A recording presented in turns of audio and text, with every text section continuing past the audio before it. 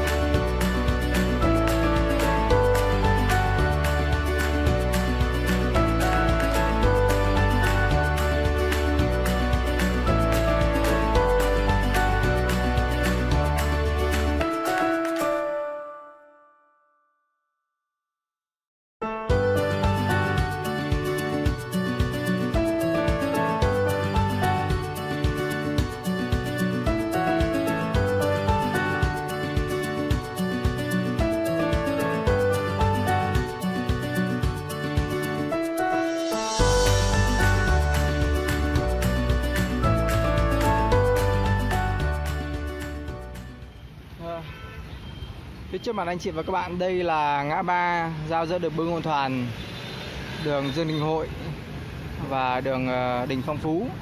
Thực ra đường Dương Đình Hội và đường Đình Phong Phú thì nó nối với nhau thôi, nó cùng là một con đường nhưng mà nó chia ra làm hai khúc khác nhau.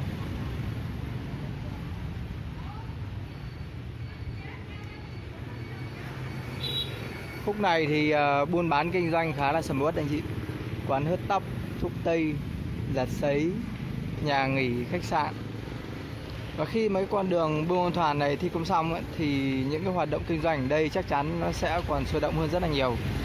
Bởi vì là cái tuyến đường này trước đây nó khá là xấu và nó khá là dơ, khá là nhiều ổ voi, ổ gà, nên là người ta mới khó khăn trong việc kinh doanh. Còn khi mà nó đã được làm xong thì cái việc kinh doanh buôn bán nó sẽ rất là thuận lợi, tại vì nó nằm ở ngay sát với cả khu công nghệ cao của quận 9 anh chị, và nó nằm ngay sát với cả đường Dương Đình Hội, đường Đình Phong Phú.